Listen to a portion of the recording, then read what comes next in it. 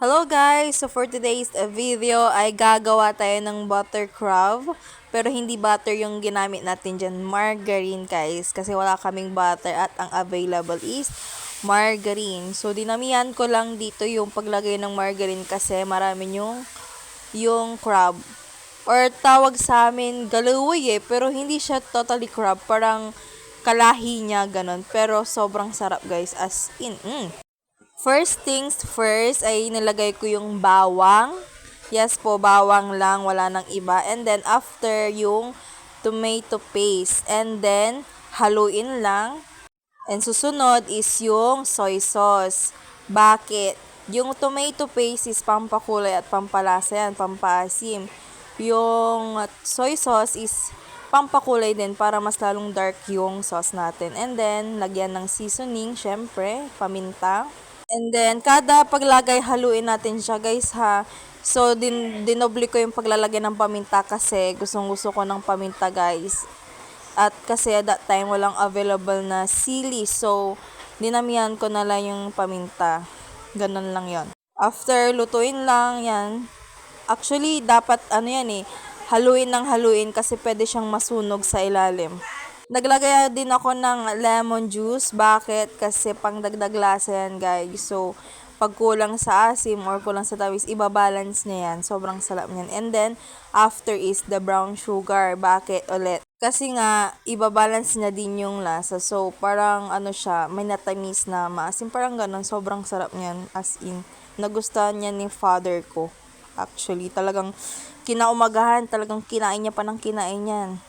Hindi niya yan tinigilan. And then after, so nilipat ko yung camera dyan guys para mas makita nyo na nilalagay ko yung crabs or yung galuway, sabi nga nila dito. Hindi siya totally crab, sabi ko nga kanina. Para siyang kalahi pero sobrang, alam niyo yung talang. Yung aligi niya, grabe, sobrang dami, sobrang taba, ganun, super.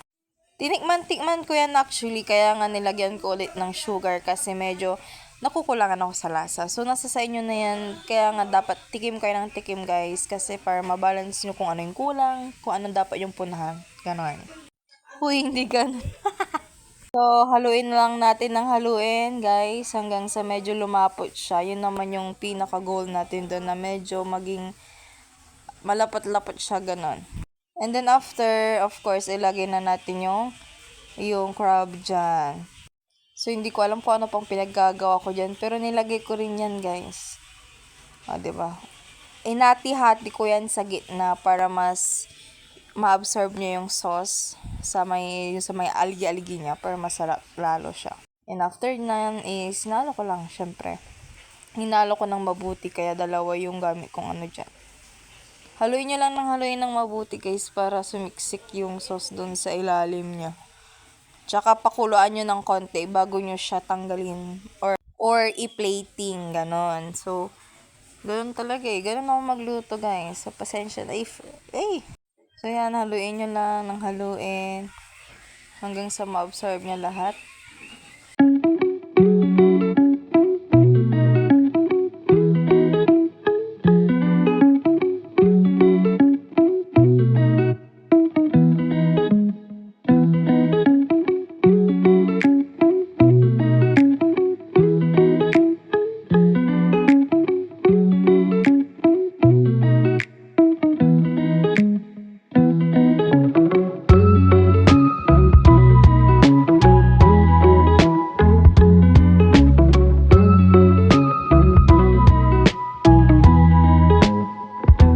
So yun guys, don't forget to like, share, and subscribe to my mother's YouTube channel.